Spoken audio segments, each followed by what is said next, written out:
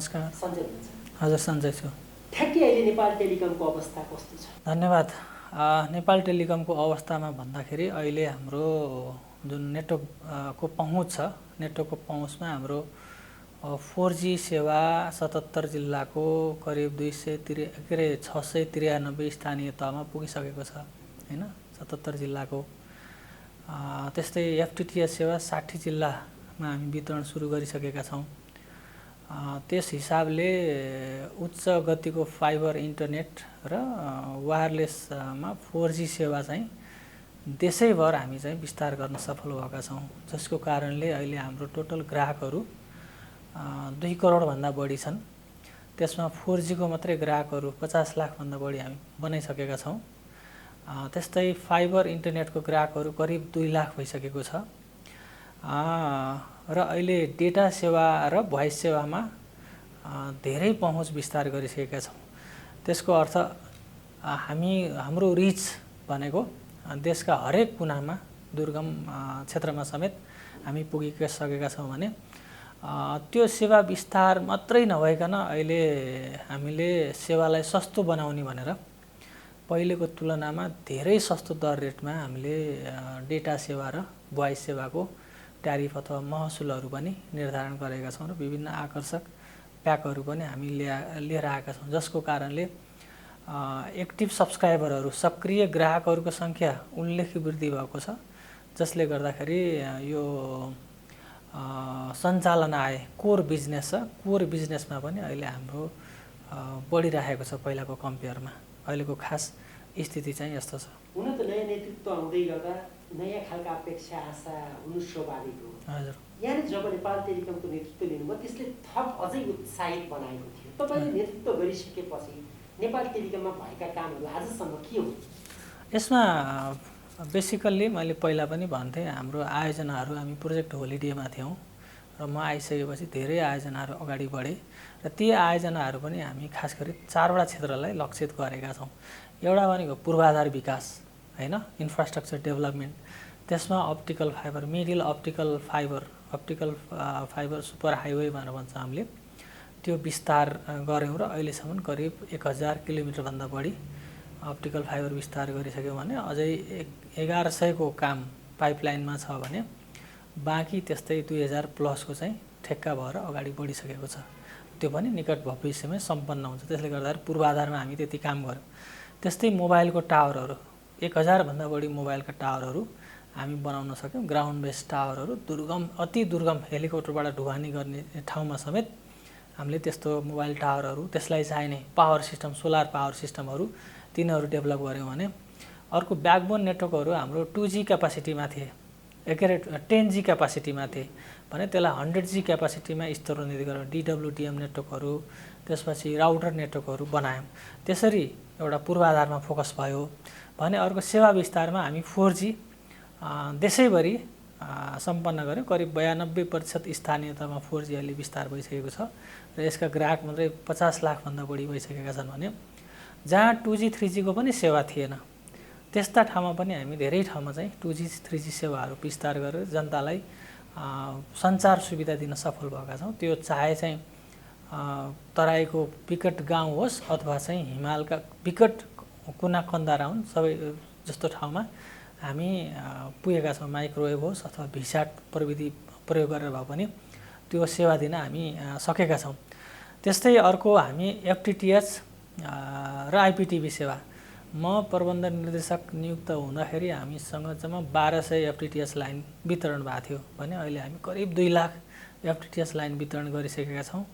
12 lakh घरधुरीमा digital mapping complete भइसकेको छ भने 6 लाख ग्राहकलाई वितरण गर्ने हिसाबले हामीले नेटवर्क बनाइसकेका छौँ। अहिले पनि FTTH सेवालाई हामी द्रुतगत रूपमा चाहिँ अगाडि बढाएका छौँ र यसलाई चाहिँ अझै आकर्षक बनाउनुको निम्ति महसुलमा व्यापक छुट दिँदै FTTH सेवामै टेलिफोन र IPTV सेवा पनि हामी सँगसँगै सुरु गरेका छौँ। यो भनेको सेवा विस्तारमा हामीले गरेका कामहरू। त्यस्तै अर्को गुणस्तर सुधारमा मैले फोकस गरेको थिएँ र गुणस्तर सुधारमा हाम्रो दुईटा कुरा के अरे, एउटा ट्रान्समिसन नेटवर्कको स्तरोन्नति र विस्तार, त्यस्तै ट्रान्समिसन नेटवर्कको अप्टिमाइजेसन, त्यो चिजहरू काम गऱ्यौँ भने त्यस्तै अर्को रेडियो नेटवर्कको अप्टिमाइजेसन, रेडियो नेटवर्कलाई भनेको यो मोबाइलको स्पेसली मोबाइल नेटवर्कलाई अप्टिमाइजेसन गरेर कभरेज नभएको ठाउँ कभरेज बढाउने, पावर ट्युनिङहरू गर्ने, एन्टिना ट्युनिङ गर्ने कामहरू छ, जसले गर्दाखेरि धेरैभन्दा धेरै ग्राहकहरूलाई हामी सेवा दिन सक्ने स्थिति हुन्छ। त्यो खालको रेडियो नेटवर्कलाई अप्टिमाइजेसन गरेर गुणस्तरलाई हामी सुधार गऱ्यौँ। र अर्को चाहिँ हामी पावर सिस्टमको अप्टिमाइजेसन र पावर सिस्टमको एडिसन, जस्तो जहाँ सोलर पावर कम थियो, जहाँ ब्याट्री ब्याकअप कम थियो, त्यस्तोमा सोलर पावर र ब्याट्री ब्याकअप पठाउने थप्ने। त्यस्तै गरी जहाँ चाहिँ विद्युत सप्लाई मात्रै थियो र हब साइटहरू थिए त्यस्तामा चाहिँ सोलर थप्ने, सोलर मात्रै भएको ठाउँमा विद्युत कनेक्सन गर्ने, दुईटै भएको ठाउँमा र क्रिटिकल साइटहरूमा डिजल जेनेरेटरहरू युज गरेर कन्टिन्युस पावर सप्लाई दिने। त्यस्तो खालको चाहिँ पावर सिस्टमलाई अप्टिमाइजेसन गर्ने हिसाबले हामीले गुणस्तर सुधारलाई फोकस गऱ्यौँ। यो तिनवटा भयो भने अर्को हाम्रो नयाँ क्षेत्रमा पनि हामी लगानी गऱ्यौँ। नयाँ क्षेत्र भनेको नेपाल स्टक डिलर कम्पनीमा नागरिक लगानी कोष, पुनर्बिमा कम्पनी र टेलिकम बनेर नयाँ कम्पनी बनायो। त्यसले चाहिँ आफ्नै क्षेत्रमा काम गर्छ भने अर्को हामीले क्यासलेस सोसाइटी निर्माण गर्नुपर्छ भनेर वाणिज्य ब्याङ्कसँग मिलेर टेलिकमको सब्सिडारी कम्पनीको रूपमा हामीले नेपाल डिजिटल पेमेन्ट कम्पनी सुरु गऱ्यौँ र यसले भर्खरै सेवा सुचारू गर्दैछ र आगामी दिनमा यसलाई हामी देशव्यापी रूपमा क्यासलेस सोसाइटी निर्माण गर्नको निम्ति महत्त्वपूर्ण टुलको रूपमा हामी अगाडि बढाउँदैछौँ। यी चिज भनेको पूर्वाधार विकास, सेवा विस्तार, त्यसपछि गुणस्तर सुधार र नयाँ क्षेत्रको लगानी हो। त्यस्तै म आइसके पछाडि भएका कुराहरूमा अर्को नीतिगत व्यवस्थाहरूमा पनि व्यापक कुराहरू भयो। त्यो भनेको जिएसएम लाइसेन्समा कम्पनीले चाहिँ पहिला भुक्तानी नगरेको, पछि सरकारले चाहिँ र नियामक निकायले भुक्तानी गर्नुपर्छ भनिसकेपछि हामीले त्यसको भुक्तानी सुरुवात गऱ्यौँ।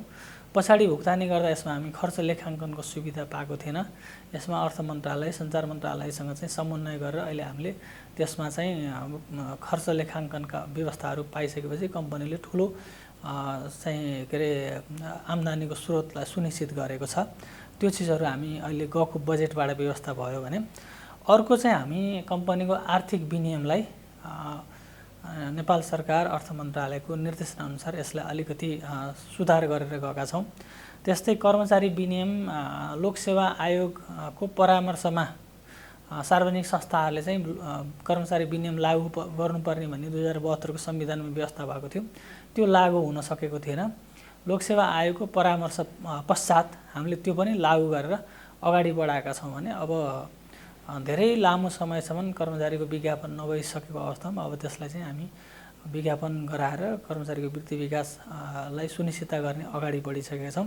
त्यस्तै कम्पनीको पुनर्संरचनामा दरबन्दीगत रूपमा व्यवस्था र विभिन्न कार्यालयगत रूपमा जुन प्रादेशिक संरचनामा हामी लानुपर्ने थियो कम्पनीलाई, प्रादेशिक संरचनामा चाहिँ हामी पुनर्संरचना गरेर त्यसको कार्यान्वयन सुरु गरिसक्यौँ भने कार्यालयगत वाइज स्टडी गरेर ओएनएम गरेर दरबन्दीलाई मिलान गरेर सञ्चालक समितिले केही समय अगाडि यसलाई पनि स्वीकृत गरेको हुनाले अब हरेक कार्यालयगत रूपमा चाहिँ दरबन्दीको व्यवस्था अनुसार कर्मचारी व्यवस्थापन हुने त्यो खालको चिजहरू हामी गरिसकेका छौँ। यसरी नीतिगत रूपमा हामी त्यो चिजहरू पनि व्यवस्था गरिसकेका छौँ। र यसमा अलिकति हुन नसकेको र हामीलाई खड्केको कुरा के थियो भने हामी व्यावसायिक संस्था हो, सरकारी व्यावसायिक संस्था र निजी क्षेत्रसँग प्रतिस्पर्धा गर्नुपर्ने सरकारी संस्थाहरूले लाई कम्पनी ऐनले नै एउटा विशेष कार्यविधि बनाएर खरिद कार्यमा सहजीकरण दिने भन्ने व्यवस्था थियो। त्यो व्यवस्था अनुसार हामीले सञ्चालक समिति मार्फत स्वीकृत गराई सार्वजनिक अनुगमनको खरिद अनुगमनको कार्यालयमा स्वीकृतिको लागि पठाएका थियौँ। त्यो स्वीकृत हुन नसकेको छ। त्यो चिज एउटा चाहिँ पेन्डिङ छ नीतिगत रूपमा हेर्दाखेरि, नत्र प्रायः जसो सबै कामहरू हामीले चाहिँ सर्ट आउट गरिसकेका छौँ। यो बिचमा यहाँले गरेका काममध्ये एकदमै चुनौतीपूर्ण मानिएको अथवा यहाँले यो काम भयो भनेर सम्झन लायक काम भन्नुभयो भने एक दुईवटा यहाँले कुन कामलाई लिनुहुन्छ? सबैभन्दा ठुलो त यो 4G सेवालाई हामी जसरी देशव्यापी रूपमा छोटो समयमा विस्तार गऱ्यौँ, यसभन्दा अगाडि हामीले त्योभन्दा सानो स्केलको प्रोजेक्ट 4G भन्दा सानो स्केलको प्रोजेक्ट थियो 10 मिलियन GSM आयोजना, त्यो लाई हामी 7 वर्षमा बल्ल सम्पन्न गरेका थियौँ। जबकि त्योभन्दा धेरै ठुलो स्केलको 4G आयोजनालाई दुईवटा कोभिडको लहर हुँदाखेरि पनि अहिलेको परिस्थितिमा हामी 90% भन्दा भौतिक कामहरू सम्पन्न गरिसकेका छौँ। त्यो भनेको जुन अवस्थामा नेपालको जुन भूगोलको अवस्था छ हैन, अनि जुन तरिकाले अन्तर्राष्ट्रिय रूपमा र राष्ट्रिय रूपमा कोभिडको मार पर्यो, त्यो स्थितिमा पनि हामी यति काम गर्न सक्नु भनेको निकै चुनौतीपूर्ण थियो। अर्को चुनौतीपूर्ण भनेको सुरुमा हाम्रो एफटिटिएस सेवाप्रति ग्राहकको रुचि थिएन। बजारमा विभिन्न खालका आइएसपीहरू थिए र हाम्रो सेवाप्रति ग्राहकको आकर्षण छँदै थिएन भने अहिले ग्राहकको आकर्षण सबैभन्दा बढी हाम्रो सेवाप्रति छ र हामी त्यही अनुसार सेवालाई चाहिँ एकदमै द्रुतगत रूपमा हामी विकास गर्न सक्यौँ। त्यो चिज चुनौतीपूर्ण रूपमा कामहरू हामीले गर्न सकेको भने अर्को एउटा अहिले मैले भने नीतिगत रूपमा जीएसएम सेवामा जुन हामी 20 अर्ब तिर्नुपर्ने थियो, 20 अर्ब तिर्दाखेरि चाहिँ जुन हामीले खर्च दाबी गर्न नपाउने व्यवस्था थियो त्यसलाई चाहिँ नेपाल सरकारसँगको समन्वयमा अर्थ मन्त्रालयले जुन गत वर्षको बजेटमा नीतिगत रूपमा व्यवस्था गरिदियो। त्यसले गर्दाखेरि कम्पनीको ठुलो फाइनान्सियल राहत चाहिँ कम्पनीले महसुस गरेको छ। यी चिज भनेको एकदमै महत्त्वपूर्ण र दीर्घकालीन रूपमा कम्पनीलाई बलियो बनाइराख्नको निम्ति आवश्यक पर्ने कुराहरू थिए, तीहरू भए।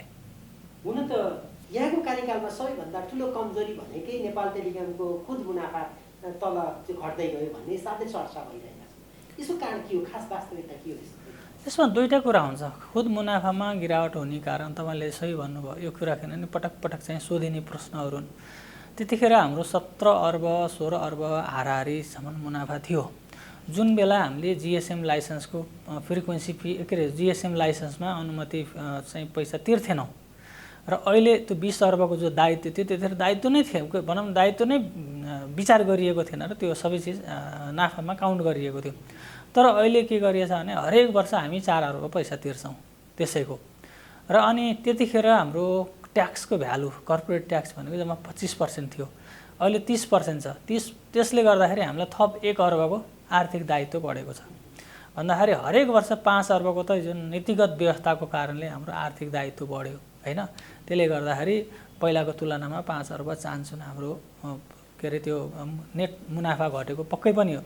र पछिल्लो समय जुन कोभिडको कारणले जुन इकोनोमिक रिसेसन जस्तै आयो, माइक्रो इकोनोमिक इन्भाइरोमेन्टमा जुन इम्प्याक्ट पर्यो, त्यसले गर्दाखेरि हाम्रा नन अपरेटिङ इन्कमहरू घटे। नन अपरेटिङ इन्कमहरू घटे भने अन्तर्राष्ट्रिय आय र रोमिङ मार्फत जुन हुने मुनाफा के अरे आम्दानी थियो त्यसमा ठुलो गिरावट आयो। यसले गर्दाखेरि चाहिँ कुल मुनाफामा आयो भने यही बेलामा हामीले धेरै इन्भेस्टमेन्ट गऱ्यौँ 4Gमा, एफटिटिएसमा, मोबाइलमा हैन। तर त्यो इन्भेस्टमेन्टको प्रतिफल अहिले आउने बेला भएको छ, बल्ल आउन लाग्छ। अब अहिले जुन पहिलो क्वार्टर को जुन फाइनेन्सियल रिपोर्ट अब चाँडै नै आउँदैछ, त्यसमा अपरेटिङ इन्कम चाहिँ बढेको। हुन त अघिल्लो वर्षको पछिल्लो क्वार्टरमा पनि अपरेटिङ इन्कम बढाएको थियो। अघिल्लो आर्थिक वर्षमै हाम्रो करिब 1 अर्ब 30 करोड त सञ्चालन आय नै बढ्या हो हैन।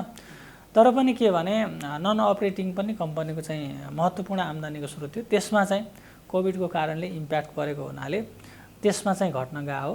र अर्को सबैभन्दा ठुलो कारण भनेको 20 अर्ब जीएसएमको दायित्व अहिले हामी भुक्तानी गर्छौँ, पहिला गरिन्थेन।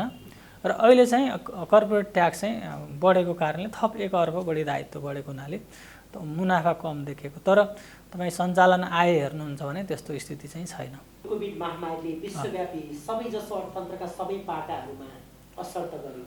यद्यपि टेक्नोलोजी प्रविधिमा आधारित व्यापारमा यसलाई अवसरकै रूपमा लिएर फड्को मारेकाहरू पनि कतिपय चर्चा हुँदै गरेका छन्। नेपाल टेलिकमले त्यसलाई कसरी प्रयोग गर्न सक्यो, केही त्यस्तो रह्यो? यसमा कोभिडको प्रभाव चाहिँ पक्कै पनि पर्यो हामी कहाँ हैन।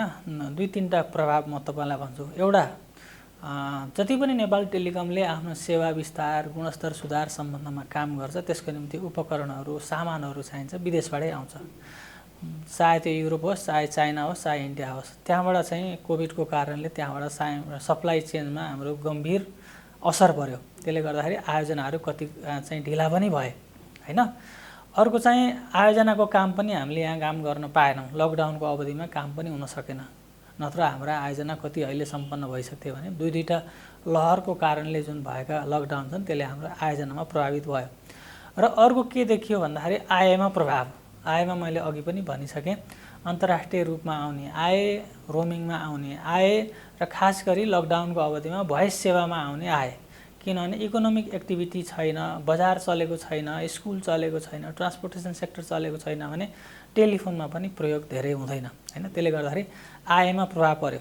तर यसले हामीलाई अवसरको रूपमा सकारात्मक रूपमा के दियो भने मैले सुरुमा भनेको थिएँ नेपाल टेलिकमको FTTH प्रति ग्राहकको आकर्षण थिएन, 4G सेवाप्रति ग्राहकको त्यति धेरै आकर्षण थिएन। तर जब कोभिडको कारणले लकडाउन भयो र ग्राहकहरू चाहिँ अथवा चाहिँ आम मानिसहरू घरमा बस्दाखेरि घर मार्फत एजुकेसन एक्टिभिटी विद्यार्थीहरूले पढ्नुपर्ने अनि कर्मचारीले घरबाट काम गर्नुपर्ने, वर्किङ फ्रम होमको कन्सेप्टहरू आयो, इन्टरटेनमेन्ट इन्टरनेट मार्फत हुने स्थिति आयो। त्यसले गर्दाखेरि इन्टरनेटको डिमान्ड एकदमै बढ्यो र त्यो बेलामा हामीले हाम्रो गुणस्तरको चाहिँ क्षमता प्रदर्शन गर्ने मौका पायौँ, जसले गर्दाखेरि कोभिड पश्चात नेपाल टेलिकमको 4G सेवा र FTTH सेवामा ग्राहकको निकै ठुलो आकर्षण बढ्यो, जसले गर्दाखेरि हाम्रो सेवा विस्तार गर्नको निम्ति, हाम्रो ब्रान्ड प्रमोसन गर्नको निम्ति, गुणस्तरलाई चाहिँ थप चाहिँ के अरे प्रदर्शन गर्नको निम्ति हामी सफल भयौँ, जसले गर्दाखेरि अहिले हाम्रो जुन इन्टरनेटमा हाम्रो ग्राहकहरूको चाहिँ सङ्ख्या चाहिँ वृद्धि भएको छ र इन्टरनेटको खपत पनि उल्लेख्य भएको छ। त्यो चिज हाम्रो लागि अवसरको रूपमा प्राप्त भयो। मैले नेतृत्व गरेपछि ठ्याक्कै यो गर्छु भनेर सुरु गरेका कामहरू कति अगाडि बढे र अब कति बाँकी छन्? अब यसमा मैले चाहिँ नेतृत्व गरेपछि सुरु गरेको 4Gलाई सम्पन्न गर्नुपर्ने थियो। त्यसमा अब 10% हाराहारी काम बाँकी छ।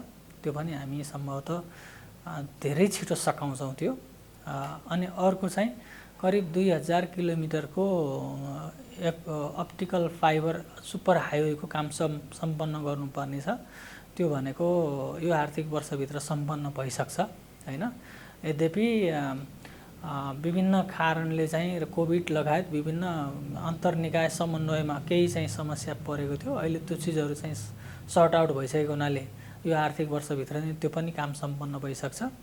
र अर्को मैले सोचेको, मैले अहिले भनिसकेँ, नीतिगत सुधारको निम्ति कम्पनीलाई चाहिँ छुट्टै कम्पनी के अरे खरिद ऐनले व्यवस्था गरे अनुसार खरिद कार्यविधि स्वीकृत गराउनु पर्ने थियो। त्यो स्वीकृत गराउन नसकेको स्थिति हो। र अरू चिजहरू एउटा डिजिटल पेमेन्टमा हामी अहिलेसम्म अलि धेरै नै जानुपर्ने थियो भने त्यसलाई पनि कोभिडको प्रभावले गर्दाखेरि डिजिटल पेमेन्ट कम्पनी मार्फत क्यासलेस जुन कारोबारमा अलि तीव्रता हुन सकेको छैन। त्यो पनि अब मेरो विचारमा 1-1.5 महिनामा त्यसले पनि फुल गति लिएर अगाडि बढ्छ। यहाँले कार्यकाल सम्हाल्दाखेरि एक खालको सङ्केत अब राजनीतिको स्थिर राजनीति हुने भयो अथवा यसरी काम गर्न पाइने भयो भन्ने खालको थियो। यद्यपि तपाईँले काम गर्दै आउँदा त्यो खालको पनि देखिएर बिचमा विभिन्न खालका समस्याहरू भए, सरकारले फेरि यसले तपाईँले गर्ने कामलाई कतिको प्रभावित गर्यो? होइन, हामी एउटा व्यावसायिक संस्था हो, सरकारको व्यावसायिक संस्था र व्यवसाय मात्रै नभइकन सरकारको नीतिलाई कार्यान्वयन गरेर जनतालाई चाहिँ सेवा दिने। किनभने हामी व्यावसायिक मात्रै पनि होइन, हामी त व्यवसाय नहुने ठाउँमा जनतालाई सेवा दिने, हिमालका बहुत अनकन्ट्रा ठाउँमा नि सेवा दिने हो। त्यो भएको हुनाले हामी नेपाल सरकारको निर्दिष्ट नीतिलाई पालना गर्दै जनतालाई सुपथ मूल्यमा सञ्चार सेवा दिने हो। यसको निम्ति सरकारहरू आउँछन् जान्छन् फेरिन्छन्, त्यो राजनीतिक विषय हो। तर हामी प्रोफेसनल्ली कर्मचारी तन्त्रले देशको परिवर्तनको निम्ति, विकासको परिवर्तनको निम्ति साङ्गठनिक क्षमतालाई प्रयोग गरेर कम्पनीको सञ्चालक समितिले पास गरेको अथवा स्वीकृत गरेको कार्ययोजनालाई अगाडि बढाउने हो। त्यसमा राजनीतिक परिवर्तनले हामीलाई त्यस्तो असर पर्दैन। नेपाल टेलिकममा कार्यरत कर्मचारीहरू बीचमा एक खालको सन्तुष्टि समस्या देखियो। त्यसको कारण के थियो र अहिले कसरी सल्टाउने? त्यसको नितान्त कारण भनेको जुन मैले अघि पनि भने 2072 सालमा नेपालको संविधान जारी भएपछि लोकसेवा सम्बन्धी संवैधानिक व्यवस्थामा सरकारी तथा अर्धसरकारी सार्वजनिक संस्थाहरूले लोकसेवा आयोगको परामर्शमा कर्मचारी विनियावली लागू गर्नुपर्नेछ भन्ने व्यवस्था छ। त्यही अन्तर्गत कम्पनीले पनि कर्मचारी विनियावली लोकसेवामा परामर्शको लागि पठाएको थियो।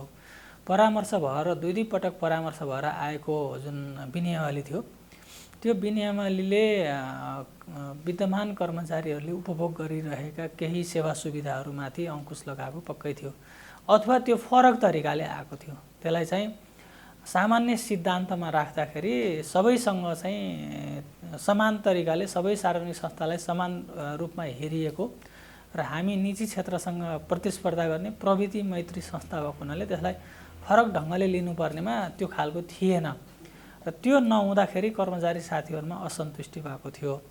त्यो असन्तुष्टिलाई हामीले के गर्यौँ भने सञ्चालक समिति मार्फत असन्तुष्टिका बुँदाहरूलाई फेरि लोकसेवा आयोगमा संशोधनको लागि पठाएका छौँ र त्यो संशोधन भएर आएपछि हामीलाई आशा छ ती असन्तुष्टिहरूलाई सम्बोधन हुने गरी त्यहाँबाट परामर्श आउँछ भन्ने हामीलाई आशा विश्वास छ र त्यही कारणबाट नै कर्मचारी साथीहरूसँग त्यो सहमति गरेको कारणले त्यो कुरालाई हामी सेटल गर्यौँ। यो यहाँको व्यवस्थापनको कारणले अथवा हाम्रो अधिकार क्षेत्रको विषय नभइकन यो नितान्त संवैधानिक व्यवस्था अनुसार लोकसेवा आयोगको जुन परामर्शमा भएको विनियमावलीमा भएका व्यवस्थाको कारणले चाहिँ कर्मचारी साथीहरूमा असन्तुष्टि भएको थियो। हिजो नेपाल टेलिकम यो बजारमा एक खालको एकाधिकार थियो, प्रतिस्पर्धीहरू बिस्तारै आउँदै अब त्यो बढ्ने क्रम झन् जारी छ। एउटा आरोप लाग्ने गरेको छ नेपाल टेलिकमलाई यसको गुणस्तर र मुनाफा विभिन्न पाटाबाट हेर्दा प्रतिस्पर्धीहरूले उछिन्ने अवस्था आइसक्यो, तर नेपाल टेलिकमको अवस्था जिउको त्यो छ भन्नेहरू पनि छन्। त्यो आरोपमा कतिको सत्यता छ र यो प्रतिस्पर्धी बजारमा नेपाल टेलिकमलाई अब्बल राख्नका लागि यहाँले के कस्ता प्रयत्न गर्नुपर्छ अथवा प्रयास गर्नुपर्छ, कसरी अगाडि बढ्नुपर्छ भनेर? होइन, यो नेपाल टेलिकम चाहिँ प्रतिस्पर्धीहरू आइसकेपछि अगाडि बढ्न सक्दैन भन्ने कुरा अहिलेको कुरा होइन, 60 सालदेखिको कुरा हो। यो करिब 18 वर्ष अगाडिदेखिकै कुरा हो होइन। जब निजी क्षेत्रका मोबाइल कम्पनीहरू आए अनि आइएसपीहरू बजारमा आए, यो कुरा सधैँ सुनिने कुरा हो। तर पनि नेपाल टेलिकम राज्यको कम्पनी हो, जनताको कम्पनी हो, सरकारको कम्पनी भएको हुनाले सबै क्षेत्रबाट यसले सहयोग पाइरहेको छ र जनताबाट चाहिँ आम रूपमा चाहिँ यसको विश्वास चाहिँ पाइरहेको छ। त्यसले गर्दाखेरि र यहाँको कर्मचारीहरू र व्यवस्थापकहरूले जसरी चाहिँ नयाँ प्रविधिलाई तुरुन्तै ल्याउने र जनता समेत चाहिँ सेवा दिने जुन काम गरिरहेका छन्, त्यसले गर्दाखेरि कम्पनी अहिले पनि अविच्छिन्न रूपमा आफ्नो लिडिङ पोजिसन बजारमा राखिरहेको छ। र पछिल्लो समय मैले अघि भनिसकेँ जसरी पूर्वाधार विकास, सेवा विस्तार र गुणस्तर सुधारमा आक्रामक रूपमा अगाडि बढेको छ र पछिल्लो समय ग्राहकहरू, सक्रिय ग्राहकहरूको जुन वृद्धि भएको छ, त्यसले गर्दाखेरि कम्पनी धेरै राम्रो पोजिसनमा छ र कम्पनीले अब आउने दिनमा ग्राहकलाई बढी अटोमेसन मार्फत सेवाहरू दिने अनि ग्राहकको सेवालाई इन्स्ट्यान्टली रेस्पोन्स गर्ने र नयाँ प्रविधिहरूलाई चाहिँ लाउने र हामी यही वर्ष नै 5G को परीक्षणको कार्ययोजना पनि बनाएका छौँ। र त्यसरी जाँदाखेरि हामीलाई कुनै अप्ठ्यारो पर्दैन र हामी बजारमा अझ बलियो हुन जान्छौँ। र एउटा के पनि हो भने जब प्रतिस्पर्धीहरू आउँछन् तब टेलिकमले छिटो काम गर्छ, किनभने बजारमा प्रतिस्पर्धीहरूले चाहिँ सेवा नदिएको भए यति छिटो हामी एफटिटिएसमा जान्थेनौँ, यति छिटो चाहिँ देशव्यापी रूपमा 4G विस्तारमा जान्थेनौँ होइन। जब प्रतिस्पर्धा हुन्छ हामी पनि बाध्य भएर अगाडि बढ्न सक्छौँ र प्रतिस्पर्धामा जहिले पनि हामी ग्राहकबाट 2-3टा कुरामा प्रतिस्पर्धा, एउटा सेवाको पहुँच कहाँ छ, हामी सबै ठाउँमा छौँ, सेवाको दर रेट कस्तो छ, हामी सबैभन्दा सस्तो छौँ, सेवाको गुणस्तर कस्तो छ, हामी सबैभन्दा गुणस्तरीय सेवा दिन्छौँ होइन। त्यो हिसाबले हामी बजारमा छौँ र हाम्रो प्रतिस्पर्धा साँच्चै भन्ने भने कसैसँग पनि छैन, हामी आफैसँग प्रतिस्पर्धा गर्छौँ। हिजो कस्तो थियौँ, हिजोभन्दा आज राम्रो हुने हो, आजभन्दा भोलि राम्रो हुने हो। र त्यो राम्रो हुनको निम्ति हामीले सही नीति, ग्राहकलाई चाहिँ सही सेवा, सही दर रेटमा हामी दिँदै जाने हो र ग्राहकप्रति रेस्पोन्स हुँदै जाने हो भने हामी अझै धेरै राम्रो गर्छौँ। यानि केही चिज नेतृत्वमा रहँदा थप के सिक्नु भएको छ भने नेपाल टेलिकमलाई अझै यो ठाउँमा पुर्याउन, यसरी अगाडि बढाउन सके अझै राम्रो हुन्थ्यो भन्ने हिसाबले के सिक्नुभयो यो विषय? होइन, यो सरकारी के अरे कम्पनी भएको हुनाले सरकारका नीति नियमहरू हामी पालना गर्नुपर्ने हुन्छ। सार्वजनिक निकाय, सार्वजनिक जवाफदेहिता हुनुपर्छ, सार्वजनिक खरिद ऐनहरू मान्नुपर्छ, संसदीय समितिहरूप्रति जिम्मेवार हुनुपर्छ, स्थानीय निकायका जनप्रतिनिधि, स्थानीय सरकार, प्रादेशिक सरकारप्रति हाम्रो जिम्मेवारी हुन्छ र आम नेपाल के अरे उसमा आम रूपमा हरेक जनताप्रति हामी जवाफदेही हुनुपर्छ। र यसले मैले सिकेको कुरा के हो भने कुनै पनि कम्पनी, सरकारी कम्पनीहरूले चाहिँ जनताको जुन कोर भ्यालु छ त्यो कोर भ्यालुलाई कन्सिडर गरेर आफ्नो नीतिहरूलाई परिमार्जन गर्दै सेवालाई बढी ग्राहक मैत्री बनाउँदै अगाडि बढ्दै जाँदाखेरि हामी जहिले पनि सफल हुन्छौँ। र त्यसको निम्ति प्रविधिको व्यवस्थापन, त्यसपछि ह्युमन रिसोर्सको भनौँ म्यान पावरको मानव संसाधन भन्छौँ त्यसको व्यवस्थापन र दीर्घकालीन नीतिलाई कार्यनीतिमा, एक्सनमा परिणत गर्दै अगाडि जान चाहिँ सक्नुपर्छ र समयमै हामी त्यो कुरा निर्णयहरू समयमै गर्नुपर्ने हुन्छ। समयमा निर्णय नगर्नु भनेको निर्णय नगर्नु जस्तै हो, के अरे त्यसले काम नगर्नु जस्तै हो, कम्पनीलाई पछाडि धकेल्नु जस्तो हो। त्यो भएको हुनाले हरेक मिनटहरू हरेक सेकेन्डहरू यो प्रतिस्पर्धी जमानामा कम्पनीको लागि महत्त्वपूर्ण हुन्छन्। ती समयहरू ती क्षणहरू चाहिँ खेर फाल्न हुँदैन। एउटा सार्वजनिक सेवा प्रवाह गर्ने कम्पनीमा व्यवस्थापकीय जिम्मेवारीमा बस्दा भन्ने मैले सिकेको त्यही नै हो। नेपाल सरकारले पनि हरेक स्थानीय तहमा, वडा कार्यालयमा, स्वास्थ्य क्षेत्रमा, स्वास्थ्य चौकीहरूमा र विद्यालयहरूमा चाहिँ इन्टरनेट कनेक्टिभिटीको हिसाबले अगाडि बढ्नुपर्छ र तिनीहरूको चाहिँ सेवालाई आइसिटी मार्फत दिनुपर्छ भन्ने हिसाबले चाहिँ एउटा नीति ल्याएको छ। डिजिटल नेपाल फ्रेमवर्कका कुराहरू पनि आएका छन् भने त्यो डिजिटल नेपाल फ्रेमवर्कलाई कार्यान्वयन गर्नको निम्ति नेपाल टेलिकमले फाउन्डेसनको भूमिका गर्छ। फाउन्डेसन भनेको कनेक्टिभिटीको निम्ति अहिले पनि मैले पनि भनिसकेँ, करिब 92% स्थानीय तहमा हाम्रो 4G सेवाहरू पुगिसक्यो भने 60 जिल्लाका सहरी क्षेत्रमा हामी FTTH सेवाहरू पुरा गरिसक्यौँ भने अब त्यो सरकारी सेवालाई डिजिटलाइज गर्ने सेक्टरमा हामी जान्छौँ र हाम्रो कनेक्टिभिटीले त्यो पुरा गर्छ। त्यस पछाडि टेलिकम र अन्य सेक्टर एक आपसमा परिपूरकको रूपमा जान्छन्। त्यतिखेर यो सेवाले देशको समग्र अर्थतन्त्रलाई डिजिटल अर्थतन्त्र निर्माणको निम्ति यसले सघाउ पुर्याउँछ।